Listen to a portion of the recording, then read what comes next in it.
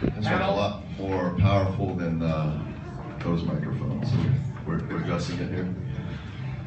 All right, got our panelists set. Everybody settled? I think so. All right. Hey, how you guys doing out there?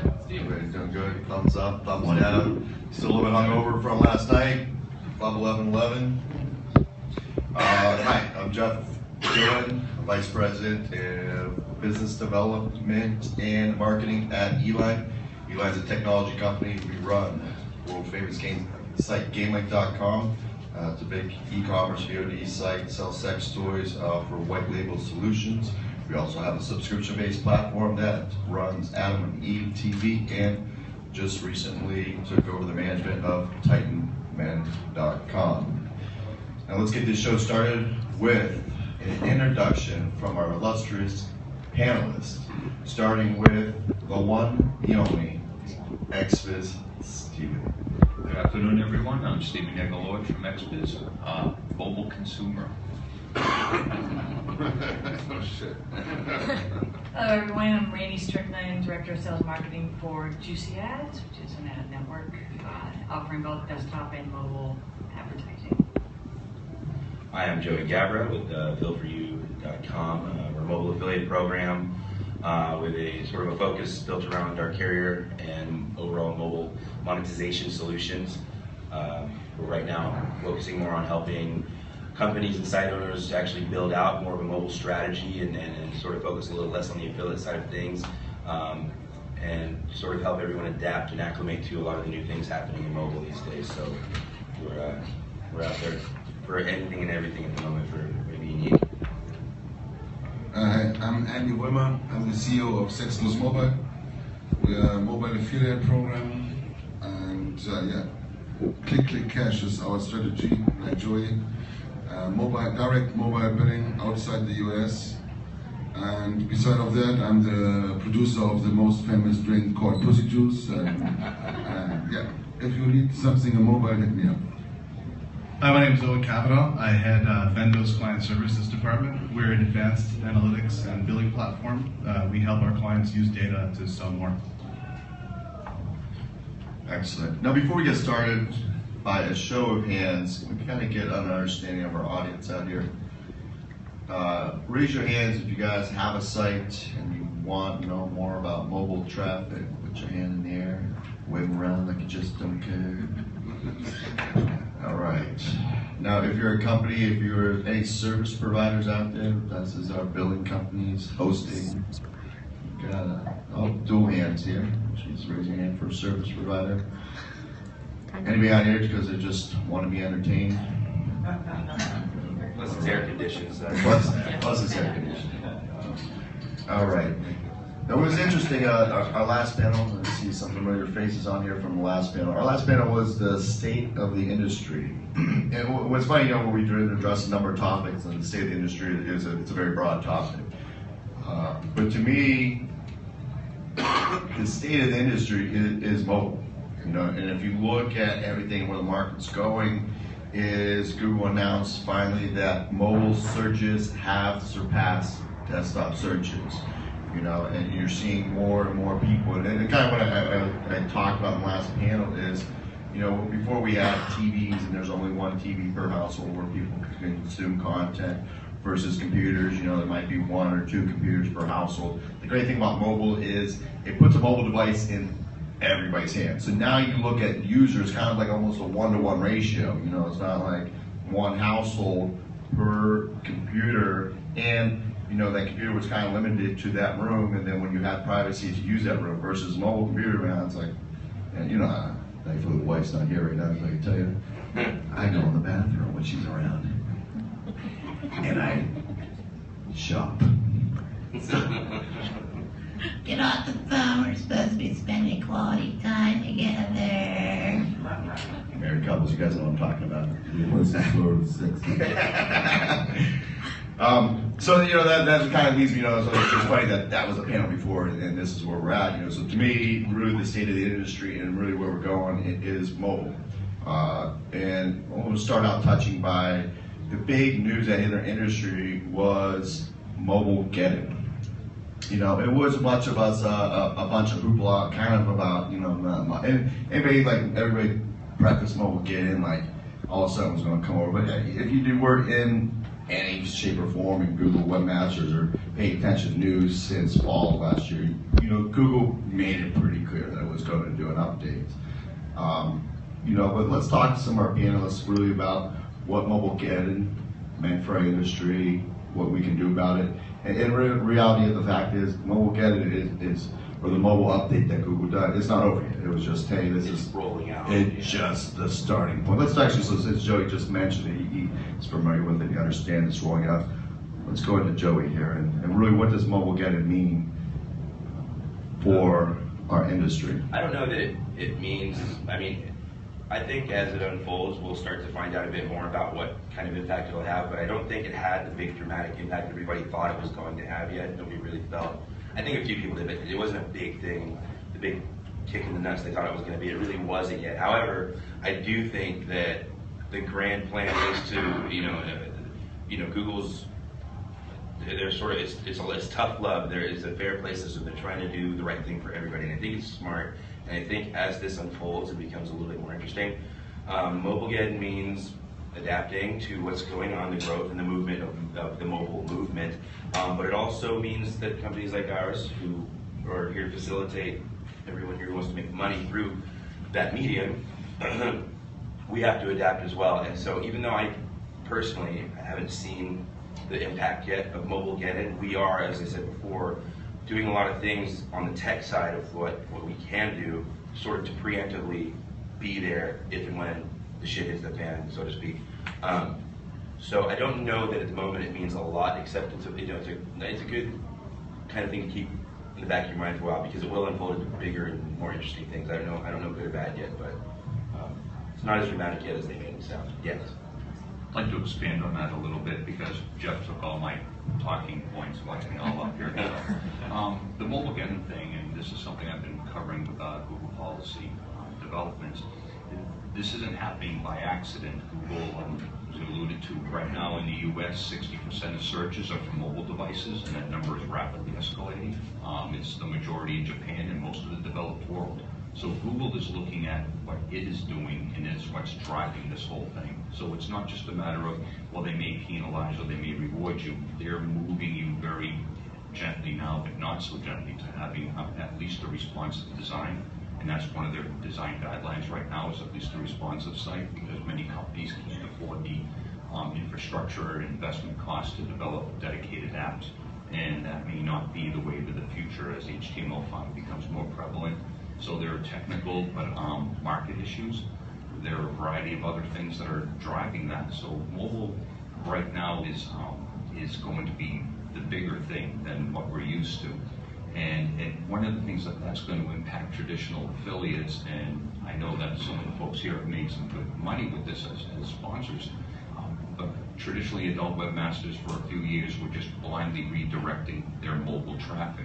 And there's a hand-in-hand relationship to that now, with wondering why they have less and less traffic. Is because they're having more and more visitors, mobile visitors, that they're just simply sending away from their sites and not making that opportunity to cater to them. So there may be ways for having a better balance in how you're handling that traffic, how you're presenting it to your customers and all. And it's going to help drive the affiliate companies to provide different services that you may want to rethink how you're handling that mobile visitor today. I can expand on that too, as a company that offered a solution with mobile redirects. Juicy Ads has a big mobile redirect sales platform that a lot of people use. And as this goes on, we have less and less redirects to sell because people are going more into the responsive design and things like that, which is, like Steve was saying, forcing some of the affiliate programs and producers to adapt and embrace mobile, and also forcing the ad companies that traditionally have made their money on desktop banners, redirects, things like that, to expand and offer more mobile services to everybody, which I know we're doing and pretty much everybody else is doing as well. So I think that's the big impact that it's having. And it's not a bad thing in my estimation. It's a good thing. It's just giving us, everyone that needs it, a little push to go with the times. And I will touch on one thing, sorry, I think one thing. I will touch on one thing that I think a lot of us haven't yet should start thinking of doing. People who, like us, who have been doing this for a while, a big thing about these changes right now that are happening and will happen, the best thing we can do for at least the next year or more is inform everybody that we hope to work with and maximize their potential. And a big thing that I've been really wanting to touch on is spending more time helping people understand what's happening and how, like you said, we will be doing things differently, and here's why that's not such a bad thing at all. It could actually be a lot cooler. But we really have to do more to inform people about how and why, and it will require those people to be willing to sit and listen for a while and try to understand that kind of stuff. Well, for me, it's like when we started 2010, and in the last 4 years, that was some kind of Wild West market. It was all about the money. We give a shit on the content, and the payment outside the US, it's a direct telephone billing, so it's like people click with one fingerprint, and there was redirect traffic, and it was, I call this Wild West times, there was no regulation. First, the telephone companies started to regulate. Now Google make regulations about how your mobile website has to be. And there are still workarounds. For example, all my webmasters, I tell them, don't redirect your complete traffic to me, only filter the 3G traffic, because the Google robot who makes the search results in mobile, they look like a mobile version, but on Wi-Fi. And 3G traffic, in our cases, is the traffic with the big cache, because we can see the telephone number when you come to my website, and I can charge you on this telephone number. If you come with Wi-Fi, the Google robot can see where the traffic goes, but not in 3G. So, of course, time change and redirect is going down, but for the big money, the 3G redirect is still the most profitable you can do. Keep your Wi-Fi on your website to build returning customers and to be conformed with Google, but if you want the real cash, you still need to redirect the 3G traffic. Does everyone understand the carrier billing? Does anybody need an explanation? No? Okay, just making sure. I'd like to expand on some of the data. So we talked about Google seeing 60% of their searches for mobile. From a billing perspective, I can share some of the data we're seeing, which can help you understand the urgency of adapting quickly to these changes that are coming in. Roughly 50% of our traffic is from mobiles, 10% is from tablets. So there's a direct effect from the traffic we're seeing that Google shows us as a sample of all of the business online. We're seeing that directly in our numbers on the billing side. Yeah, what resource out there could find companies out there check and see if their website is mobile compliant? Google does offer, you can go to their site, the Webmaster Tools, and it'll give you an analysis of. Got a nice link you can plug your site in and check it out. Pretty easy. Yeah. They make it pretty friendly. And you can get pretty advanced. There's tools like a tool that I use is called GeoEdge, where you can put in and say, I want to know what my website looks like in 3G in Germany. On this particular Yeah, device. on an Android, Galaxy.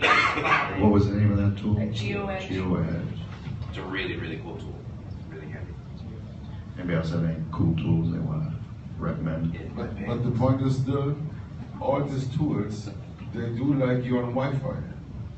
You cannot see how a customer in India on his telephone carrier XY see it. It's always the Wi-Fi, and the big difference is the 3G connection. That's all the tools, but you have also the user agent switcher from Mozilla browser. It's all nice. It shows you something, but the big difference in mobile is between Wi-Fi and 3G. And I'm on 4G right now, Andy, with this. It's the same. It's data. We've just recently done a deal, because he's right. You can't properly see it as it's meant to be seen on a data connection, which would get non-Wi-Fi through these types of tools. What we've just recently done is we've set up a hub. We did with GeoEdge, actually. We did an exclusivity deal with them, that in the countries that we represent with carrier billing, now users can pay an extra fee to see, using our carriers, our SIMs, basically, to see the proper data version of your site. So but in my case, it's only for about 8 or 9 countries. Now with, this one's going to be directed at Joey here. Now when we talk about mobile, we've obviously got phones, and then it now evolved into tablets, and that kind of gets under this mobile umbrella. Now we're seeing expansion of mobile called wearable technology. Joey, anybody else have an iWatch out there? I have the Galaxy Watch. Galaxy. Ew, gross. But you know what? I had it 2 years ago. We won't discuss it right now. So you're starting to see the evolution of now mobile wearable technology. Things that have made the first kind of thing that touched on the thing was Google Glass. And my motorcycle people out there's a helmet called Scully helmet, and has a very similar to Google Glass, Fitbits and things like that. Do you guys want to talk briefly about how wearable mobile technology plays into the game, if at all, for the adult space? Man,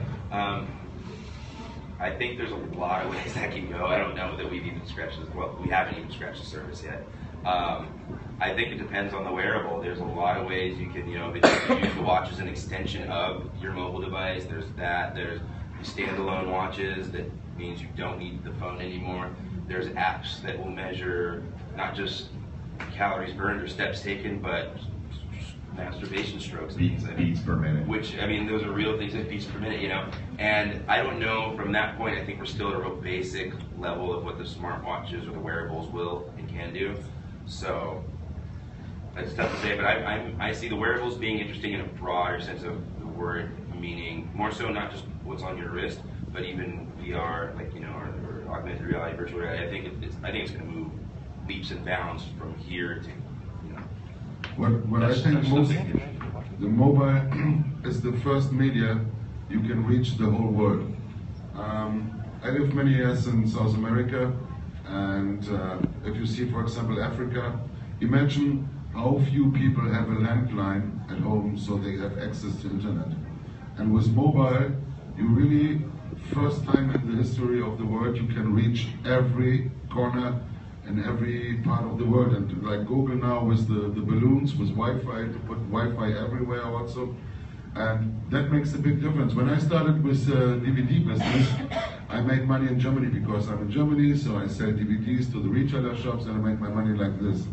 When I came to the internet, I make money in Europe, US and Australia because these people have credit cards and they can buy my product. When we started with mobile, I make money in countries I don't even know the name, or I never heard the name before, And also the population. Of course, in Europe we have more international, I would say, education things, like also how many people live in Nigeria? You know how many people live in Nigeria and Africa? It's 180 million people. Or people, Indonesia, 260 million people. And I can reach them through their telephone, and the first time in their life they can buy my products because on mobile I can do micropayments.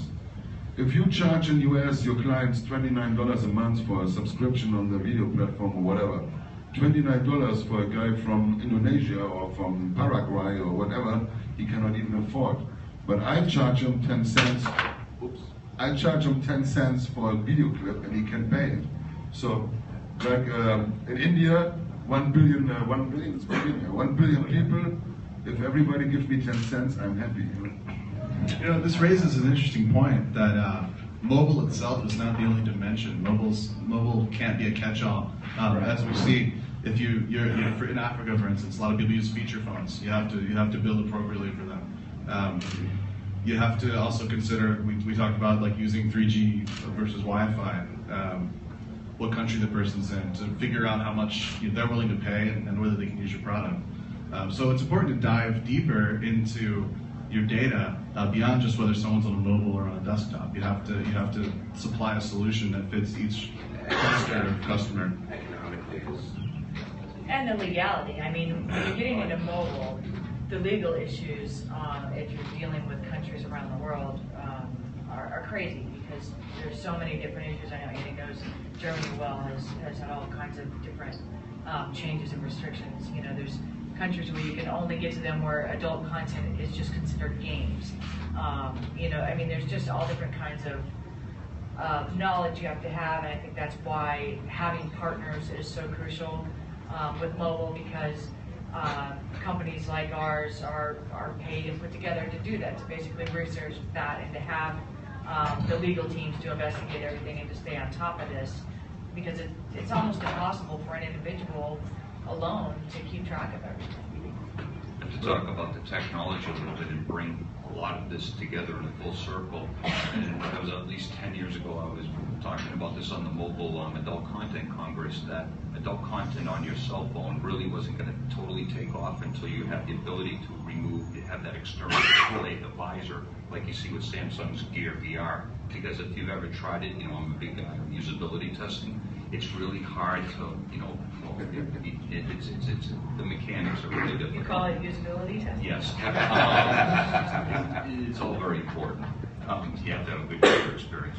But having that goggle and that private ability to have the big screen, like on the Samsung, it's a 4K display on your glasses, and it doesn't have to be hands-free experience. But that personal, the privacy of that, and this is something that came up earlier, as more people are using mobile devices for access, those are personal devices. You're no longer trying to share your membership maybe found on the family computer. It's an individual device that tends to boost more personalized content. But one of the things that it's also going to do, and it ties into the age verification discussion that we had, you'll have personally identifiable devices. That helps on age verification, that helps on really targeting, which helps on your advertising. There's a lot of different things that are all coming together. This is just individual pieces, but they're coming together in a very broad way that it's going to change the way you're computing and the way adult content is consumed. Yeah, I don't think we should be raving about the watches and things like that. I don't think that's ever going to be the thing. They're a nice, somewhat practical thing. It's a watch, and you can look at things at a glance and go about your business without burying your head into your phone. But when you do want to bury your head into something, it won't be a watch. I think, like you said, the goggle technology, the VR, big screen experience, things like that. I think that's when we talk tech, we talk mobile, we talk anything hands-free and this doesn't need to be plugged in. That's we're connecting to all four corners of the earth. Those are the types of things that I think are going to be a lot more interesting for the future. And our industry still has so much to do to catch up to just porn on phones. I mean, don't get distracted by watches and things like that, because we're still pretty far behind with a lot of our websites. I think the screens, I don't know how well the screens on the watch or whatever happens, but the point is the connection. The connection will be mobile, because that's the only way you go to the satellite and get connected. The displays may change, and perhaps one day we got a lens and put it in our eyes, but the connection have to be some kind of on your mobile telephone connection. How many of you are familiar with Google Cardboard? I have a bunch of them. I love it. It's pretty cool, right? So, and also you might be familiar with the Oculus. So there's some cool products coming out. So with your mobile phone, you can use Google Cardboard for $20. You can build it yourself if you want to build your own VR headset. You slide your phone into the little cardboard thing that you've made, and you can have an immersive 3D experience. There's a few content producers out there just starting doing it. There's a very committed and excited community on Reddit, for example. It's amazing. Yeah, it really is. Amazing. And I think in terms of new technologies, this is something that we might not have imagined 5 years ago that mobile phones were going to do. But mobile phones give people the power of an immersive experience. This might be something that gets a lot of traction in the coming years. Yeah. The connection issue was something we discussed in the last seminar too. I live in a very rural area of Northern California, and mobile technology. One of those farmers out there. I'm one of those farmers out there in California where we have no fixed landlines, and without mobile, and now I serve everything on my iPad, and it's just there was no previous good way. So you're opening in not just in America, but around the world, vast new audiences that are unable to, or on a dial-up connection and just unable to reach your content. So. One of the shifts we see in our industry, and I touched on again on our last seminar, to me is a big, huge one, is the affiliate market has transitioned. Again, if you look at the attendance of the show, there will be very few and far between affiliates here. But what you will see is traffic networks here, and we've got a couple of traffic networks up here that are represented. So the affiliate model, the traffic model has changed from your typical affiliate trying to manage 80 plus different programs. Now he just says, you know what, I am going to let a traffic network manage this, and therefore I'll let them manage my ad zones, and I'll just sell this traffic. And that presents a unique opportunity. And to me, I think a lot of companies just don't invest enough time. The affiliate program was pretty easy. It's a little bit of risk. You say, hey, you want to join my site? And if you join, that's great. You send me all your traffic, and I'll pay you only if you join. Versus when you buy traffic, it's a risk. It takes a little bit more resources and it takes a lot more time. It's something you've got to continually manage. Like for me, I think an affiliate program was kind of set it and forget it. Have some banners, throw them up on your website, call you when you're affiliated, check those. Right. And that was really it. Now we're into a thing is this banner's not performing, this ad buy is not backing out, and now with mobile, a lot of us are building these mobile sites are looking for mobile traffic. So this presents a unique opportunity. So I can actually target mobile specific traffic, and not even only mobile specific target, we can get down to the device. Because I can tell you which device converts best for us. I can tell you which country. Do you guys want to talk? And we'll start with Rainey since she is now with Juicy Ads. Yes. Rainey, have at it. Okay. Advertising is amazing. I started in this industry 17 years ago in advertising, and it was before affiliate networks. It was before we had launched affiliate programs. So I was in an ad network, and then I moved into affiliate programs, and then here I am back in advertising. But it's amazing what you can do. You can target down to time of day, on what device, in what country, on what carrier, exactly what you want. The further you get into it, the less traffic you're going to get. But the idea is that it'll be so qualified that you'll get it. The concept of an affiliate program should have been you had your target CPA. So say it's $30. You want $30 to spend $30 to make a sale. So that should be what you use in advertising, whether it's banners, whether it's mobile, whether it's whatever. You still have your target of what you need to make. You're just getting it in a different way. And you need to work with your ad network or your media buyer if it's a self-serve network to get to that CPA. The numbers really shouldn't change. It's just how you go about getting it. And in mobile versus desktop, a mobile user can be zero money for me or can be big money for me. And the filtering, for example, we talk about geos, then the 3 or 4G Wi-Fi filtering, then the devices, and then the different telephone carrier. And in the end, since 5 years, every sale in our system, we have the IP from the IP ranges from the different telephone carrier. So in many countries, I know exactly the IP ranges that makes the big money. I talk about 250 euros CPM, so or eCPM income for 1,000 hits, and other traffic is like almost nothing. So the filtering in mobile, it's the most important to make the big money. It's the bread and butter of both of our businesses. Yeah, it's the la crème de la crème.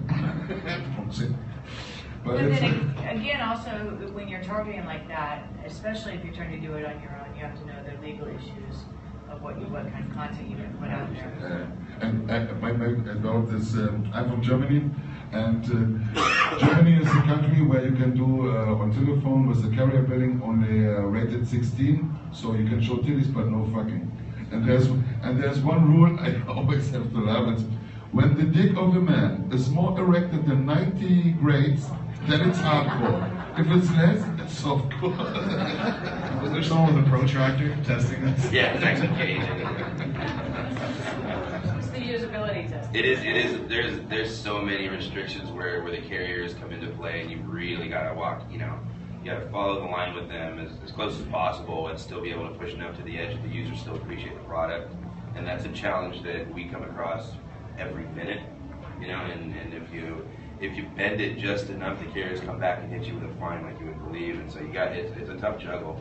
Yeah, I mean, there's times when I've gotten calls at 11 o'clock at night, pull all of my banners now, drop whatever you're doing, put your fork down. Red alert. Yeah, because the users or the actors can get huge ones. Yeah. How do you target those IP addresses that are locked? Well, in terms of the IP ranges, it would be more on our end with the companies that have the technology for that to gather the carrier IPs.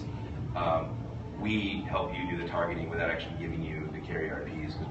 If we gave that out, we wouldn't have a business run. So No, wait. How do you know which ones? Because we see that when the people come in our system, and we track everything.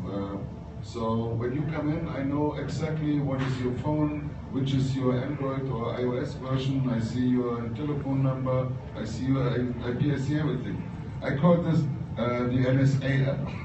No, but you're saying that this group of IPs, these people spend money and these people don't. Oh, no. It's a kind of experience. No, That's a good question. No, it's a kind of experience because I do only mobile since 5 years. So I see always coming people in, and I see groups that spending money.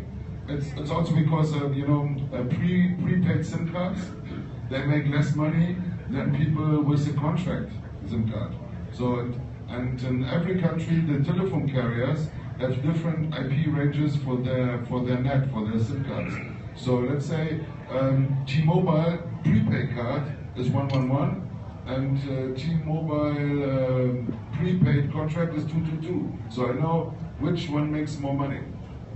And to kind of touch on your question about how do you know whether someone is more willing to spend depending on where they are, you can get census data from governments, and you can organize postal codes by purchasing power and income bands. So, for instance, if you're a surfer on an iPhone in Manhattan, you may be willing to convert at a higher price point than someone on an Android in Arkansas. All right. Now, what do you guys think about apps? Now, traditionally, for the mobile user, apps are kind of tough for the adult game, but there has been a lot of people, and these are more not usually content provider, but some people have been successful in developing apps that are adult related. Most are in market, but some are also out of market. What do you guys think about apps and the future of apps for the adult market? You might have distribution problems like with Apple and all, or if you're on the Android, go with My Candy and have an adult-friendly app store. But in-app purchases can be significantly more lucrative than having a standard mobile-compatible website. And once you get someone in there, then you're into like a closed ecosystem, and that's why Facebook is trying to keep everybody on. Use the app, because then you're that captive audience in their world garden. Damn that Facebook Messenger. But here's my thing with Facebook. Keep me in Facebook, don't force me to fucking Messenger. Sorry.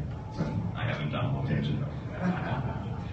I think apps in the future, I mean, there are distribution problems right now for, to do it en masse, but we've got to find a way around that because it's just, the potential is so huge that, to have somebody download your app and put it in their pocket, and you're with them all the time, that there's so much to be done there. So we just have to find a way around that and get enough people using something like My Candy, which I've used, to get the distribution out there. The potential for all of us making money with that is huge. Yeah, I don't think there's ever, at this point, there won't be ever an argument against apps. It's always going to be what can we do to make this even better. Like you said, it is the future. It really is. I don't, for our business in particular, we don't have a major focus. I don't have a lot to say about the app space in terms of what we do, but we know where it's headed. We know that there's a growing interest to maximize the potential of what we're hopefully going to be able to do. I don't know how much we'll get out of Apple from it, but outside of that, it should be, My Candy's doing, I'm surprised more people aren't doing what they're doing. It's awesome. It's a great head start to being able to capitalize more on the app space. Well, in dating, we use already a lot of apps with our companies. In dating, it's a good product, and you have no problems with Google Play and iTunes Shop. But we have other apps, and we don't get them in the shops. Of course, Google or iTunes say it's too hard. And then we have always a problem with when people try to install it, they get this little, when they make the TOS agreement, it says, what is the English name? It's uncertified or on some. It's like Yeah, it's like when they try to install our app, it says, attention, this is not a verified app, it can make damage to your telephone or something like that. So if you're not in the Google Play Store, then you get this message that makes people afraid, because it's the monopole that Google and iTunes have on their apps. And if this monopole keeps on and the rules of these two companies go on like this, I don't see a big future for adult apps, because My Candy is a nice system, but I don't know, they have 8 million users or 20 million users, so that's worldwide, it's nothing. And iTunes, everybody who have an Apple, and these are people normally wealthy people, and if they pay so much money for this shit handy, a mobile phone, then they spend also money on porn. But I cannot go to them with apps. So I think for adult, the mobile web will be the future, not the apps. The only possibility is that there's a new player coming out that plays in the same kind of iTunes and Google, but I don't see this in the moment. All right, as we wind down to the end of this panel, now comes the exciting part where I ask for your guys' participation. There's a chance for you guys to ask our mobile experts questions, comments, updates. So, if you guys got a question, raise your hand. We'll go with Andrew here, who's been dying and burning in desire and the seek here to ask a question. Andrew, what's your question? Okay. I have a staff that does different things on the internet for me, and I was wondering if anybody could answer. They decided to do Duda, and Responsive. and they felt that was a better approach. I don't know which company owns it. Duda Mobile it's called Duda Mobile. Duda Mobile. Yeah, they're just are you guys familiar with Duda Mobile? They basically were one of the first, or if not the first, back years ago, were one of the companies that you could just plug your domain into their platform and they create a mobile version of your site for you. They've evolved a lot over the years. They've gotten a lot smarter, and instead of just creating kind of a cool, crunched up, responsive version of your site, it actually is kind of dynamic and nice to look at now. We don't use it that much, but I know a lot about it. I've been trying to learn a bit more on the responsive side of things. So for your purposes, I would assume it's probably worth it. It's good because it will keep you from having to.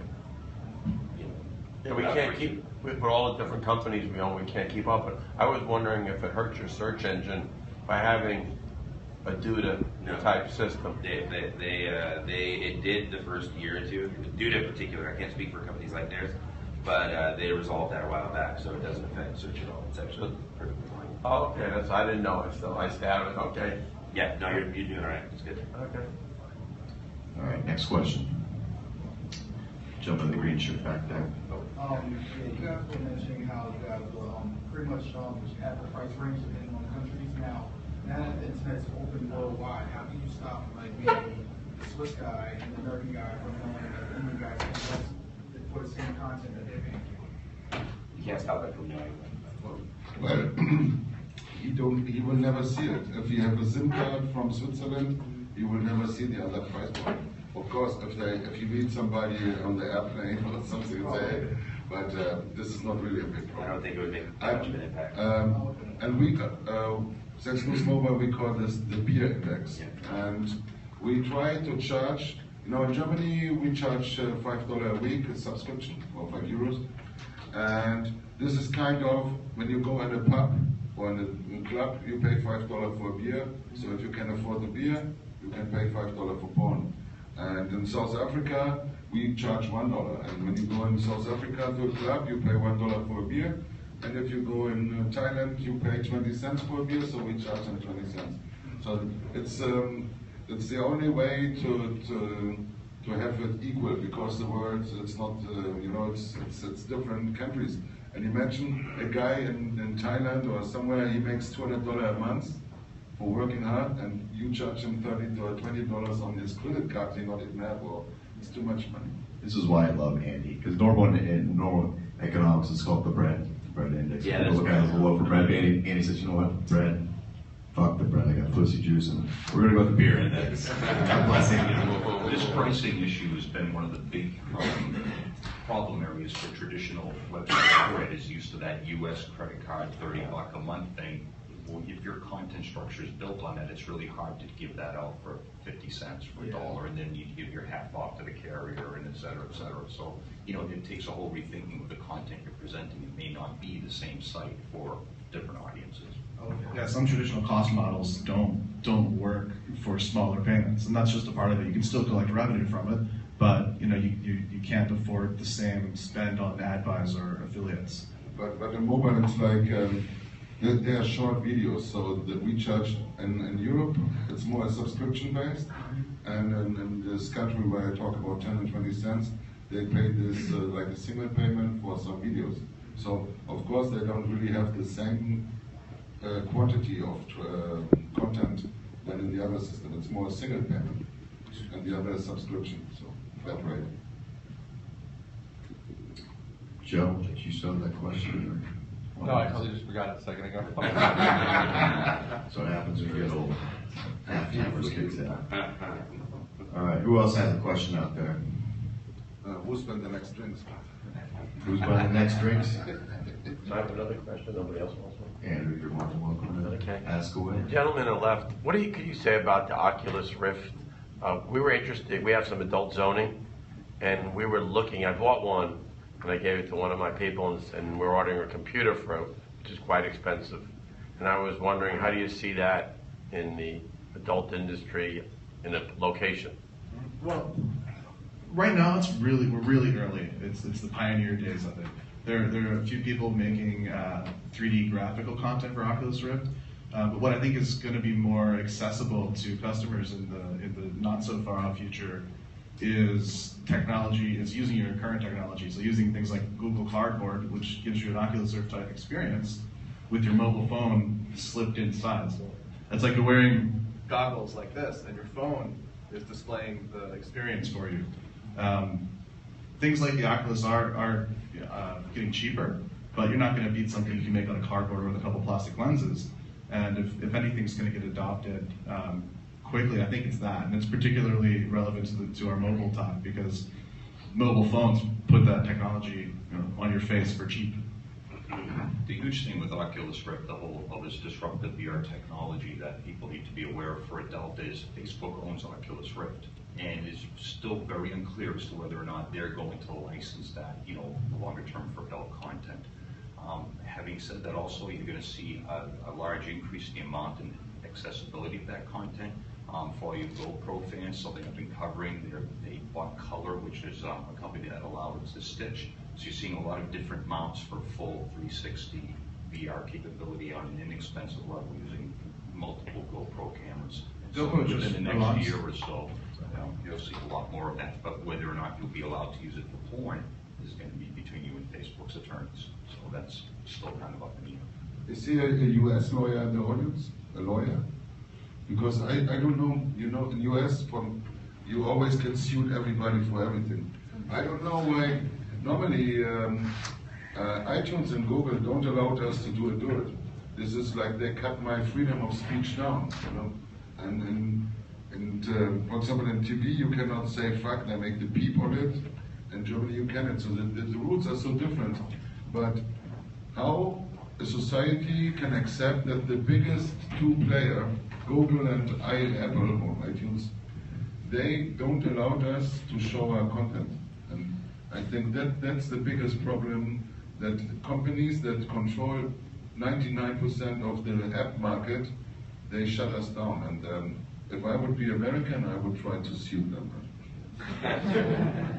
That's the big difference in America. This isn't censorship. Censorship is from the government. What you're seeing is corporate restriction, and they're subject to their shareholders and all the moms and morality and media sending them letters. So and it's a different place. They cover their asses, I'm sure. And you agree to it when you sign up. So.